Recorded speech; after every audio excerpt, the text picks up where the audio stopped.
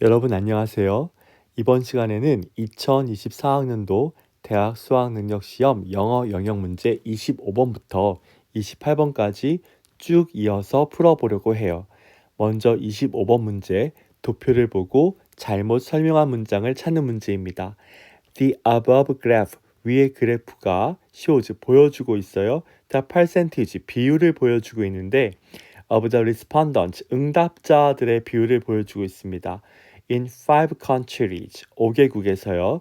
Who sometimes or often, 가끔은 아니면 종종 actively, 적극적으로 avoided news, 뉴스를 회피한 응답자들의 비율을 보여준답니다. 2017년과 2019년과 2022년에 걸쳐서요. 1번 For each of the 3 years, 그 각각의 3년 동안에 Ireland showed the highest percentage. 아일랜드는 가장 높은 비율을 보여주고 있습니다.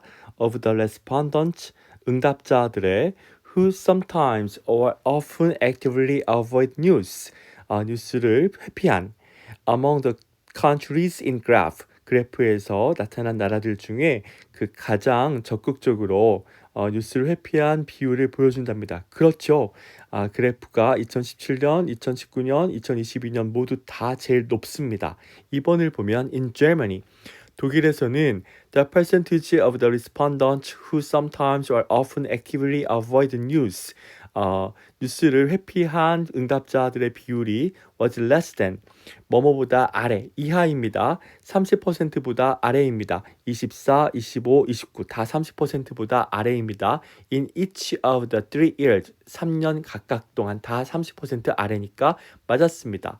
3번 in Denmark, 덴마크에서는 the percentage of the respondents who sometimes or often actively avoid news in 2019 was higher than that in 2017, but lower than that in 2022. 2019년에는 15, 2017년에는 14이기 때문에 2019년이 2017년보다 높아요. 맞았습니다. but 하지만 낮아요. 2022년보다. 2020은 20이니까 2022년보다는 2019년에 그 비율이 더 낮습니다. 맞았습니다. 4번 in Finland, 핀란드에서는 the percentage of the respondents who sometimes or often actively avoid news in 2019 was lower than that in 2017. 2019년에는 17, 그리고 2017년에는 18, 그래서 2019년이 더 낮아요. 그런데 그것이 which was also true for Japan, 일본의 경우도 그렇다. 일본 같은 경우는 2017년은 6, 2019에는 11로 더 높죠. 그러니까 틀렸습니다. 정답은 4번입니다. 마지막 5번 in Japan, 재팬의 경우 the percentage of the respondents who sometimes or often actively avoid news, 네, 이런 비율이 did not exceed, 초과하지 않았습니다. 15%, 15%를 in each of the 3 years, 각 3년 동안 6, 11, 14, 네, 15를 넘지는 못했습니다. 네, 그래서 정답은 4번입니다. 네, 그 다음 26번 문제 같이 풀도록 하겠습니다. 찰스 타운즈에 관한 다음 글의 내용과 일치하지 않는 것은, 이런 내용 일치 불일치의 문제는 보기에 한글로 되어 있는 내용을 먼저 읽고 1번 내용이 본문에 어디에 있는지 거꾸로 올라가서 찾고, 그 다음 2번 내용은 본문에 어디에 있는지 거꾸로 올라가서 찾고, 이런 식으로 문제를 찾는 것이 이 문제를 푸는 요령입니다.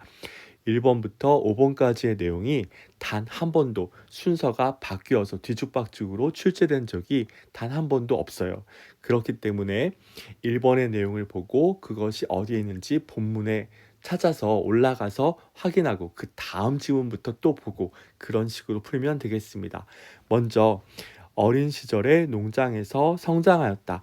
어린 시절 그리고 농장 성장하였다, 이 내용이 나오면 되겠죠. 두 번째 문장에 in his childhood, 어린 시절이 나옵니다. 어린 시절 그는 성장했어요. on a farm, 농장에서. 1번 맞았습니다. 그 다음 2번 박사학위를 받기 위해서 벨 랩스에서 일했다. 박사 학위를 찾고 벨 랩을 찾아보면 되겠죠. 박사 학위는 영어로 doctoral degree, 얘를 박사 학위라고 해요. degree가 학위를 나타내는 표현입니다. 그리고 벨 랩은 그 다음 줄에 나오네요. He earned, earn이라고 하는 건 뒤에 학위가 나왔으니까 학위를 취득했습니다. From the California Institute of Technology in 1939. 네, 박사학위를 땄고 그런 다음에 he took a job, 일자리를 구했습니다. 박사학위를 받고 난 다음에 벨랩에서 일자리를 구했으니까 2번이 틀렸네요. 박사학위를 받기 전이 아니라 박사학위를 받고 난 다음에 벨랩에서 일했습니다. 정답은 2번입니다. 그 다음 3번 1958년에 레이저의 개념을 제안하였다. 레이저의 개념 1958년이 나온 게 바로 여기죠. Towns and his co-researcher. 타운스와 그의 동료 연구자가 propose, 제안했습니다. The concept, 개념을요. 레이저의 개념을 제안했습니다. 맞았습니다.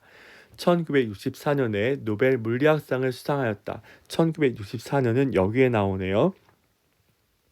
He received the Nobel Prize in Physics. 노벨 물리학상을 받았다. 맞았습니다. 5번 달 착륙 프로젝트에 관여하였다. 달 착륙 프로젝트는 The Moon Landing Project, 아폴로 프로젝트가 나오지요. 그러니까 5번도 맞았습니다. 어디에 관여하다라고 하는 것은 be involved in 이란 수거입니다. 같이 알아두셨으면 좋겠습니다. 다른 어휘들도 좀 보면 influential, 영향력 있는 이란 뜻이고요. physicist, 물리학자입니다. doctoral degree, 박사학위고요. associate professor, 부교수입니다. acceptance, accept가 받아들이다, 인정하다 라는 뜻이니까 acceptance, 인정이고요. priceless, 대단히 귀중한. 우리 품사, 명사 뒤에 형용사형을 만드는 전미사 less가 붙으면 이 명사의 의미가 없어져요. 뭐뭇이 없는 이런 뜻이 되는 형용사가 됩니다. 예를 들어서 끝이라는 뜻의 end에 less가 붙으면 끝이 없는, power, 힘이라는 명사에 less가 붙어서 powerless 하면 힘이 없는, 무기력한, 희망이라는 뜻의 명사 hope에 less가 붙으면 희망이 없는 거니까 절망적인. count, 하나 둘 셋 넷 세는 셈이죠. 이 명사에 less가 붙으면 셀 수 없는 등등의 의미가 됩니다. 네, 그래서 정답 26번은 2번이었습니다. 그 다음 27번 문제, 터틀 아일랜드 보트 투어에 관한 다음 안내문의 내용과 일치하지 않는 것은 1번을 보면 주말에는 하루에 2번 운영된다. 위켄드, 주말에 이렇게 2번 있는 거 보이시죠? 그래서 1번 맞았습니다. 2번 17세 이상만 참가할 수 있다. 그 얘기가 어디에 나오는고 하고 봤더니 17세가 바로 여기 나오죠. Only those aged 17 and over can participate. 17세 그리고 그 이상만 참가할 수 있다. 여기 those라고 하는 표현은 얘는 결국 people입니다. 우리 이 those가 people, 사람들이라는 뜻을 갖는다라고 하는 것도 이번 기회에 꼭 알아두었으면 좋겠습니다. 주로 뒤에서 이렇게 수식을 받는 those는 people, 사람들이라는 뜻이에요. 그 다음 3번 당일 예약이 가능하다. 예약은 어디에 나오나요? booking 밑에 나오네요. booking must be completed, 완성되어져야만 한다. no later than, no later than 그러면 늦어도 언제까지는 이란 뜻이어서 2 days before the day of the tour, 투어 날짜 2일 전까지는 예약이 완성되어져야만 한다. 그러니까 당일 예약이 가능하다라는 말은 틀렸습니다. 정답은 3번입니다. 그 다음 4번 출발 시간 이후에는 환불이 불가능하다. 환불은 refund가 환불입니다. 그래서 no refund after the departure time. 출발한 이후에는 환불이 불가능하다. 맞았고요. 5번 전문 다이버와 함께하는 스노클링 활동이 있다.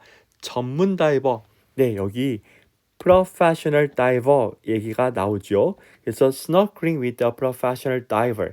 5번도 맞았습니다. 그래서 정답은 3번입니다. 네, 이어서 28번 문제 풀어보도록 하겠습니다. 2023년 이스트랜드 하이스쿨 비디오 클립 컨테스트에 관한 다음 안내문의 내용과 일치하는 것은 1번을 보면 출품작의 주제가 정해져 있지 않다. 띠임이 주제죠. 주제는 joyful moment in our growing community. 네, joyful moment. 즐거운 순간에 관한 주제라고 이렇게 딱 정해져 있네요. 그러니까 1번은 출품작의 주제가 정해져 있지 않다. 틀렸습니다. 정해져 있습니다. 2번 한 달 동안 동영상을 접수할 예정이다. submission. 이 submission이라고 하는 것이 출품작이라는 뜻이 있죠. 왜냐하면 제출이라는 뜻인데 그 제출로 받는 게 출품작이니까 출품작이 will be accepted 받아들여질 것이다. from December 디셈버 12월 1일부터 December 14, 14일 이건 한 달이 아니라 보름인데요. 틀렸습니다. 그 다음 출품할 동영상의 길이는 3분을 초과할 수 없다. 비디오 length 이게 그 비디오의 길이죠. 비디오 길이가 cannot exceed 초과할 수 없다. 3분을 이게 정답입니다. 맞았습니다. 그 다음 4번 출품작은 학생 1인당 2개로 제한된다. 출품작이 are limited 제한된다 to one per student 한 학생당 1개 2개가 아니라 1개입니다. 틀렸습니다. 그 다음 5번 학생회가 수상자를 선정할 것이다. The prize winners will be chosen by the school art teacher. 학교의 미술 선생님들에 의해서 선택받을 거예요. 그래서 학생회가 수상자를 선정한다는 것은 틀렸습니다. 정답은 3번입니다. 네, 25번부터 28번까지 도표 문제와 내용 일치 불일치 문제는 사실 굉장히 쉬운 수준으로 올해 수능 문제가 출제되었어요. 사실상. 그리고 뭐 올해뿐만 아니라 그 어느 관연도를 놓고 보더라도 25번부터 28번까지의 문제를 틀리는 일은 없어야만 하겠습니다. 이렇게 간단하게 살펴보았고요. 다음 시간에 이어서 다음 문제로 또 찾아뵙겠습니다. 감사합니다.